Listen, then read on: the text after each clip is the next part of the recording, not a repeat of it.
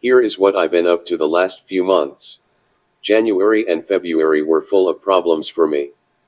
I had multiple breathing issues like the one Kerwin and I made a video about in November. I started to document these in hopes of finding a cause. I discovered all these instances occurred when I had a trach in for more than a month. A tracheostomy tube should be changed every month, and my respiratory supplier used to send me one a month. However, Medicare only pays for one every 3 months, and when my DME supplier changed ownership, they started sending me one every 3 months instead of one a month, which led to all of these breathing issues. I also had technology issues early this year, including internet not working for about a week. My eyegazecomputer failed, which required many days communicating with a spellboard until it was fixed.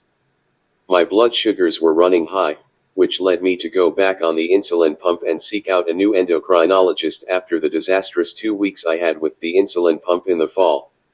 March and April brought pollen to irritate my eyes and many partly cloudy days that screw up my eye tracking. I was only able to type 1 word a minute on those days, and most of my time was spent communicating with nurses. One of my nurses quit and I fired another nurse. This led to Jackie and I training 7 nurses in 6 weeks, which is as overwhelming as it sounds. I've had some problems communicating with new nurses, and I readily admit this is my fault for not explaining the different ways I communicate in various situations. So I typed up some notes on my nonverbal communication, and this has been very successful. I'll make a video about this soon in hopes it might help others. I also typed up step-by-step instructions for my day routine, and this has worked so great that I started typing up more instructions and tips for my care. I plan to make videos of these too.